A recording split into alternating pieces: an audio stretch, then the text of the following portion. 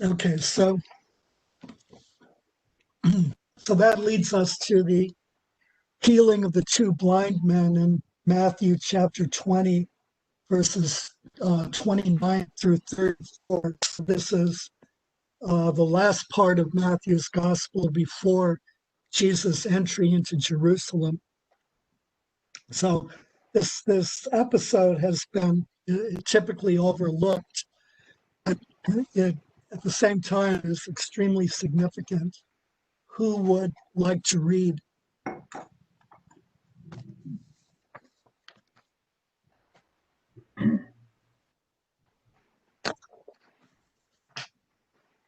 And as they went out of Jericho, a great crowd followed him. And behold, two blind men sitting by the roadside, when they heard that Jesus was passing by, cried out, "Have mercy on us, Son of David." The crowd rebuked them, telling them to be silent, but they cried out the more, "Lord, have mercy on us, Son of David." And Jesus stopped and called them, saying, "What do you want me to do for you?" And they said to him, "Lord, let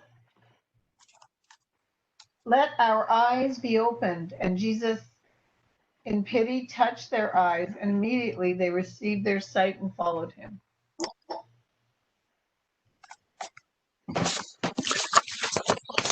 So the corresponding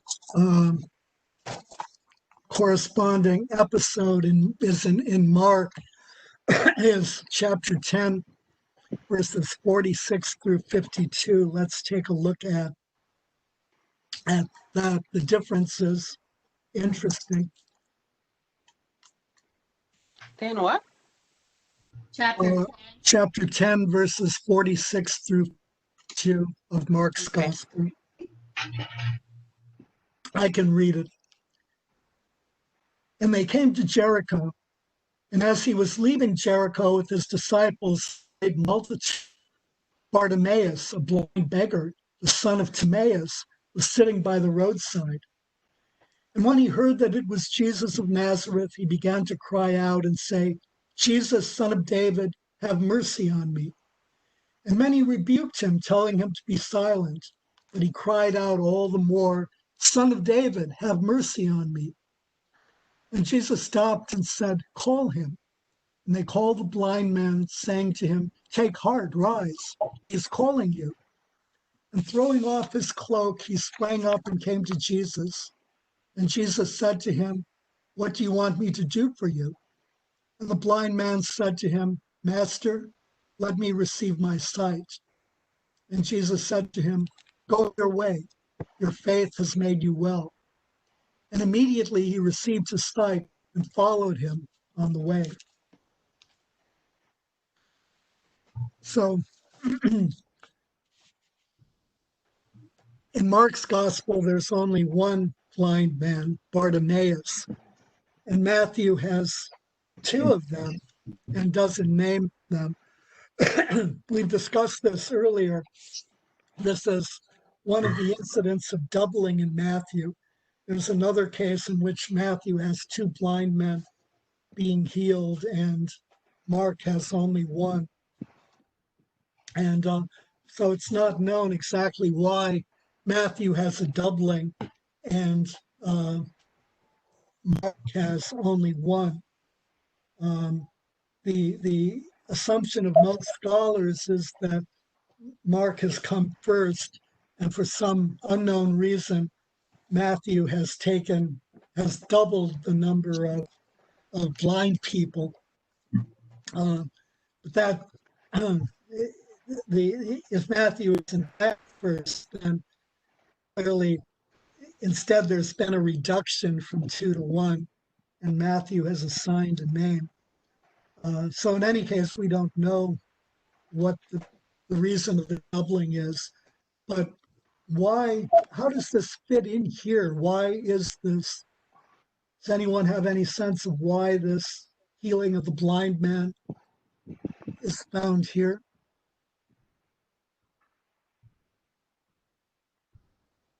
Blind men, rather.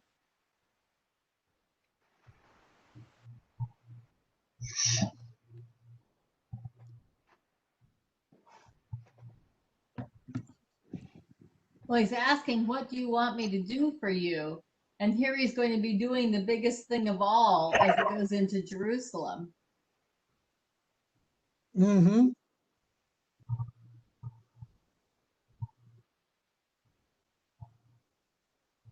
I notice also in Mark's that Jesus walks over to the blind man rather than talking to him from a distance. Here Uh-huh. it sounds like he's talking to him from a distance so that the whole crowd is hearing. Mhm. That, you know, they're asking for mercy, and Jesus, that's exactly what Jesus is, you know, on the path to do. Mm-hmm.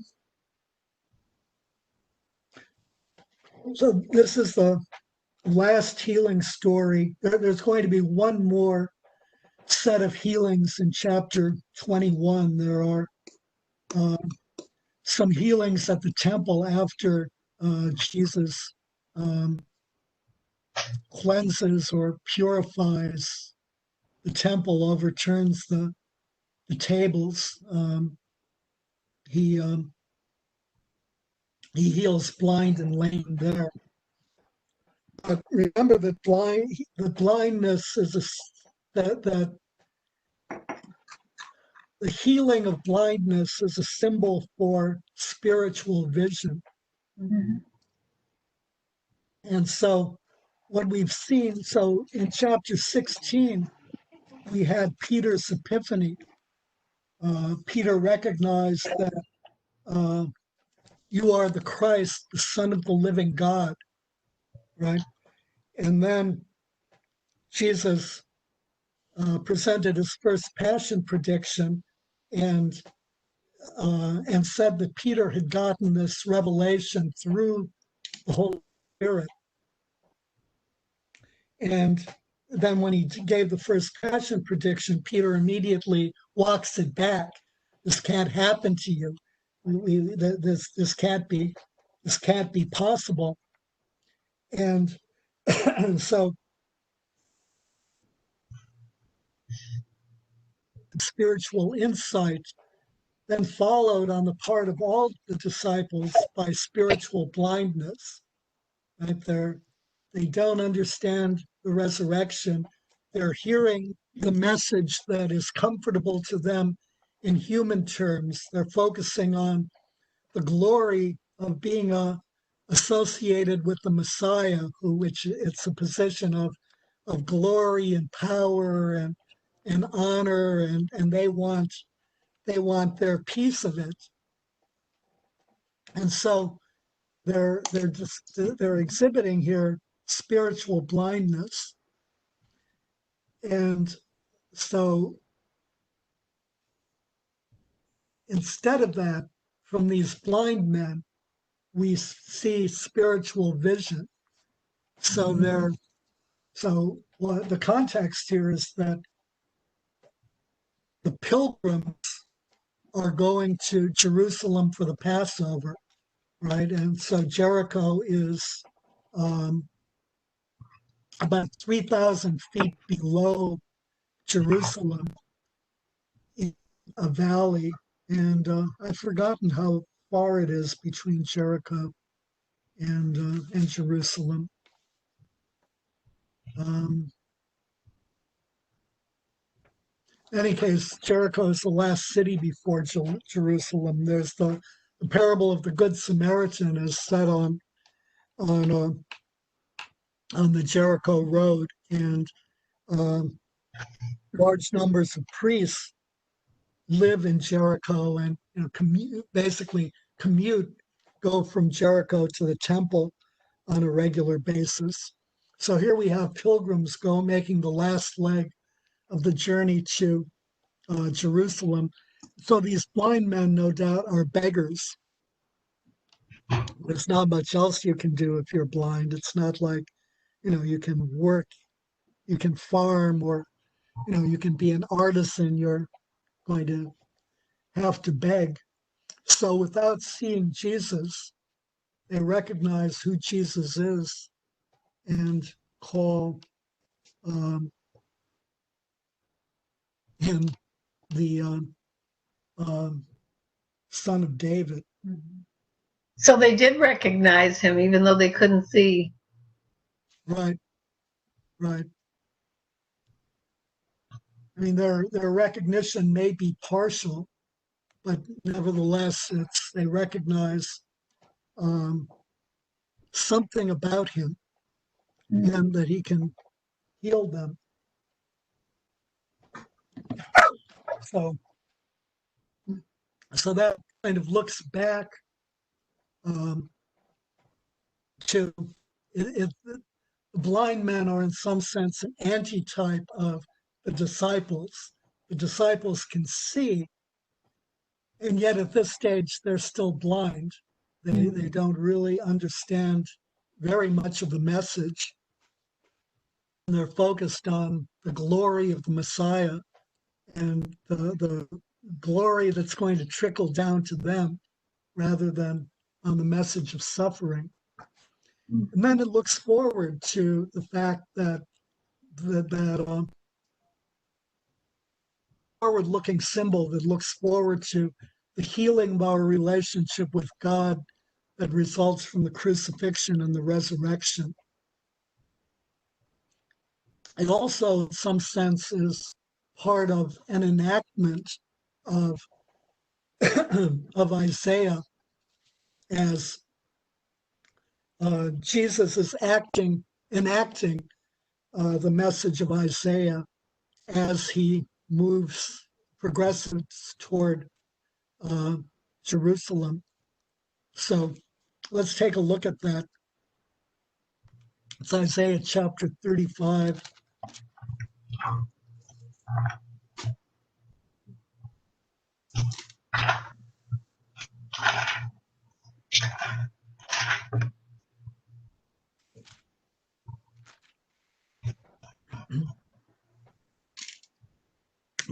Let's read starting with verse 1 of chapter 35. We'll want to set the context here. Would anyone like to read? Okay. All right, so the wilderness and the parched land will exult. The Abraba will rejoice and bloom. Like the crocus, it shall bloom abundantly and rejoice with joyful song. The glory of Lebanon will be given to it, the splendor of Carmel and Sharon. They will see the glory of the Lord, the splendor of our God. Strengthen hands that are feeble, make firm knees that are weak. Say to the fearful of heart, be strong, do not fear. Here is your God. He comes with vindication, with divine recompense. He comes to save you.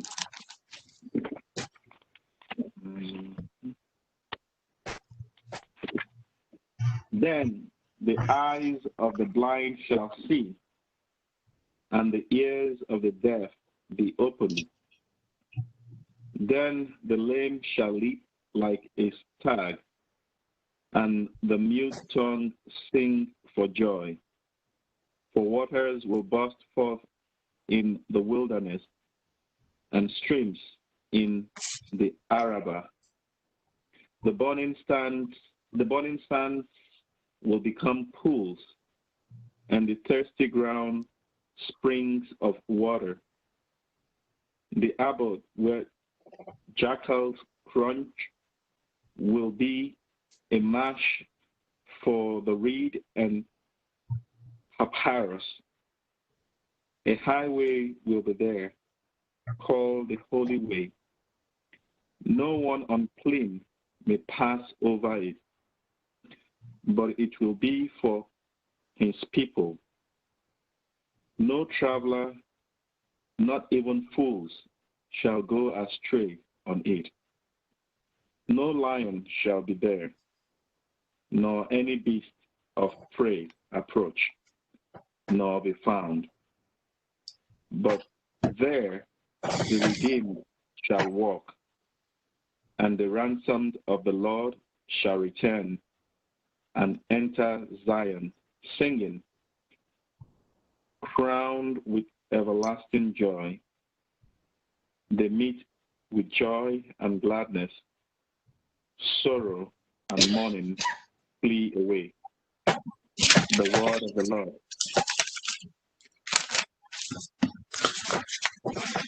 So this is a description of the day of the Lord. So notice that it describes a procession.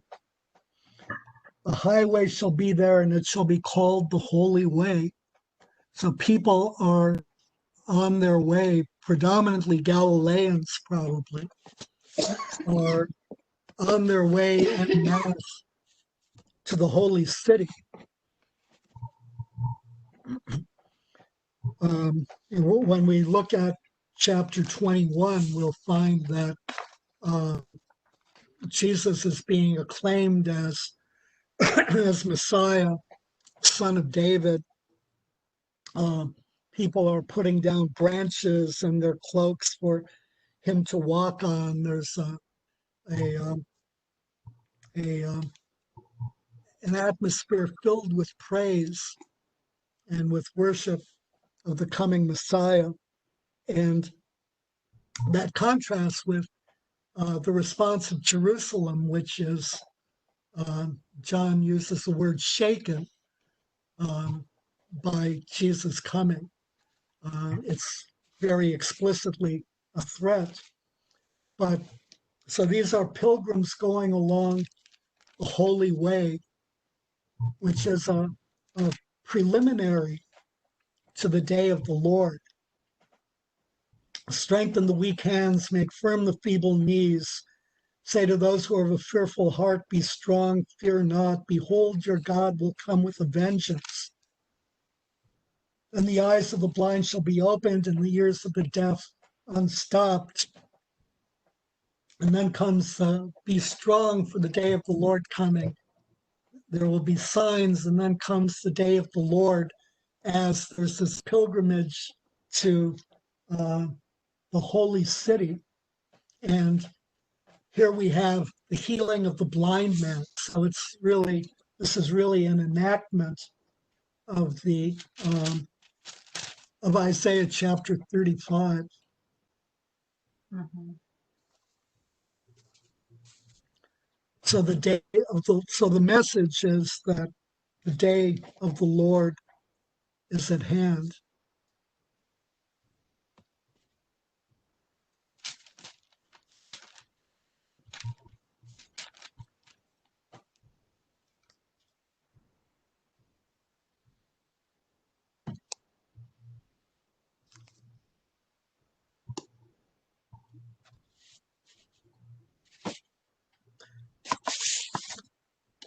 Then it also is an enactment in a very reverse sense of Isaiah chapter 29,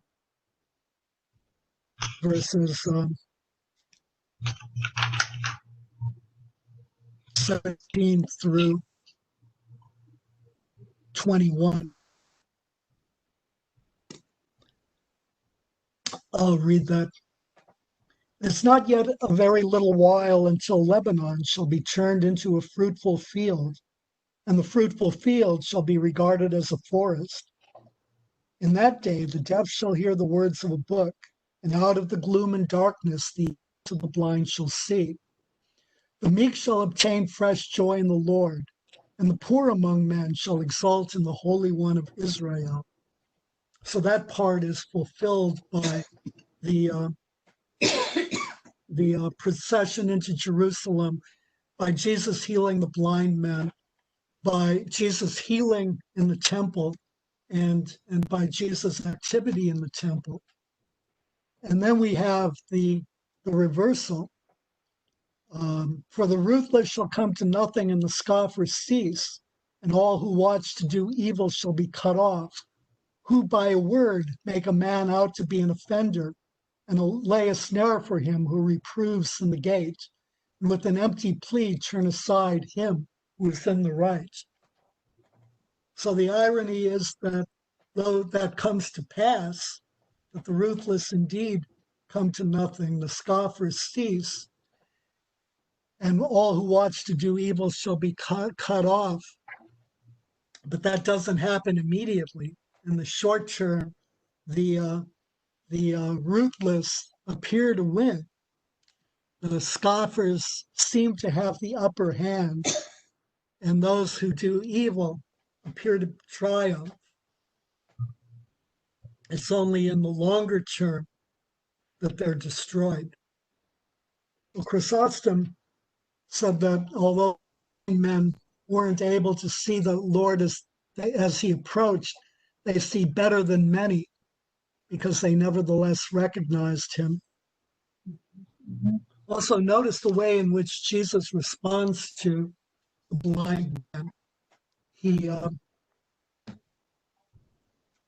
So everyone is telling them to shut up, to not make noise, which is leading them to cry out even more loudly. So everybody just sort of wants to be done with them and to continue the pilgrimage to Jerusalem.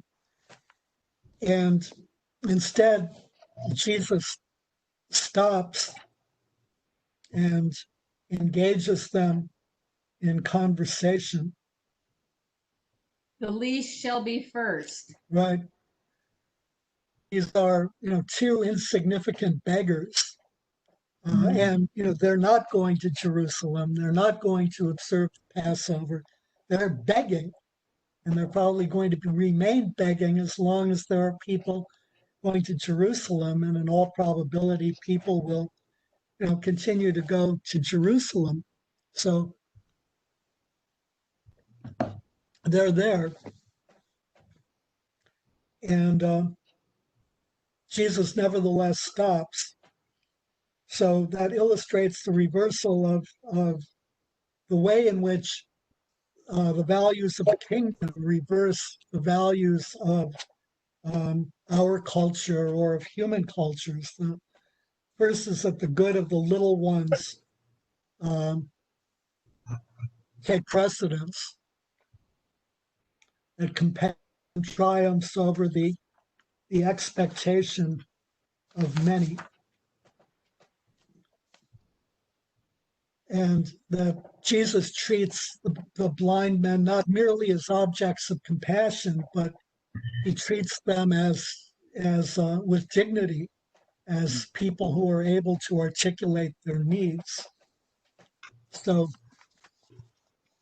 when he asks what they want, that's a really important question because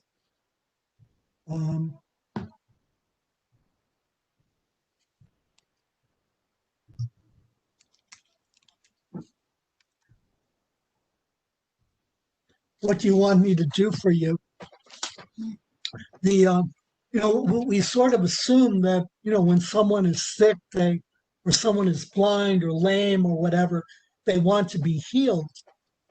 But that's not necessarily a safe assumption or a very good assumption.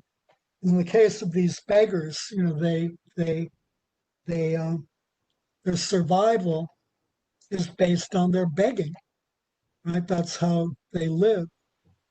So when you suddenly give a blind person their vision, that presumably means that they're not going to be able to beg anymore, right? So that raises the question of how do you survive? That's not, a trivial question. Especially if you've been begging all your life, your identity is bound up with being a beggar. Your livelihood depends on being a beggar. And suddenly your livelihood is threatened. So what are you supposed to do? That's not, that's not trivial. That's a real challenge. And so Jesus asked the question because he has respect for the people who he's asking. And that's a really important thing, to kind of understand. There are multiple instances of Jesus asking a person who's in need of healing what they want him to do for them. That's a question because we can't assume. We have to have respect for the victim who we would like to heal. We have to see them as human beings who are able to articulate and have the right to articulate their needs. We can't assume what other people's needs are. And so Jesus doesn't just make that assumption. He always asks, and that's really important. So we're about out of time. Are there any thoughts or comments?